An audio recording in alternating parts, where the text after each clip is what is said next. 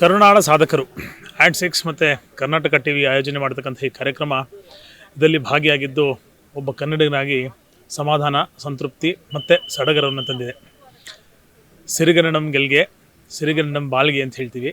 ಇವತ್ತಿನ ಪ್ರಸ್ತುತ ಸ್ಥಿತಿಗತಿಗಳು ನೋಡಿದ್ರೆ ಸರಿಗನ್ನಡಂ ಗೆಲ್ಗೆ ಆಗಬೇಕು. ಸರಿಯಾದಂತಹ ಕನ್ನಡ ಗೆಲ್ಲಬೇಕು. ಕನ್ನಡ ನಮ್ಮ ಅಸ್ಮಿತೆ ಆಗಬೇಕು. ಪ್ರತಿಯೊಬ್ಬರು ನಾಡು, ನುಡಿ, ಜಲ, ಭಾಷೆ ಬಗ್ಗೆ ಇರತಕ್ಕಂತಹ ಪ್ರೀತಿ, ಅಭಿಮಾನಗಳು ಮತ್ತಷ್ಟು ಮಗದಷ್ಟು ಜಾಸ್ತಿ ಆಗಬೇಕು ಅಂದರೆ ಈ ಥರದ ಕಾರ್ಯಕ್ರಮಗಳು ಅತಿ ಹೆಚ್ಚಿನ ರೀತಿಯಲ್ಲಿ ಸಂಭ್ರಮಾಚರಣೆ ಆಗಬೇಕು ಅಂತಕ್ಕಂಥದ್ದು ನನ್ನ ಆಸೆ. ಮತ್ತೊಮ್ಮೆ ಮಗದೊಮ್ಮೆ ಆಯೋಜಕರಿಗೆ ಮತ್ತು ಎಲ್ಲ ವೀಕ್ಷಕ ವರ್ಗಕ್ಕೆ ಕರ್ನಾಡ ಹಬ್ಬದ ಹಾರ್ದಿಕ ಶುಭಾಶಯಗಳು. ನಮಸ್ಕಾರ. ಸರ್, ನವೆಂಬರಲ್ಲಿ ಇದ್ದೀವಿ. ಈಗ ಮೊನ್ನೆ ಅಷ್ಟೇ 70ನೇ ಕನ್ನಡ ರಾಜ್ಯೋತ್ಸವವನ್ನು ಆಚರಿಸಿದ್ವಿ. ಎಷ್ಟು ಖುಷಿ ಅನಿಸುತ್ತೆ ಸರ್? ಮತ್ತಷ್ಟು ಮಗದಷ್ಟು ಪ್ರತಿಯೊಬ್ಬ ಕನ್ನಡಿಗರು ಸರಿಗನ್ನಡವನ್ನು ಬಳಸಬೇಕು ಅಂತ ನಾನು ಹೇಳ್ತಾ ಇದ್ದೆ.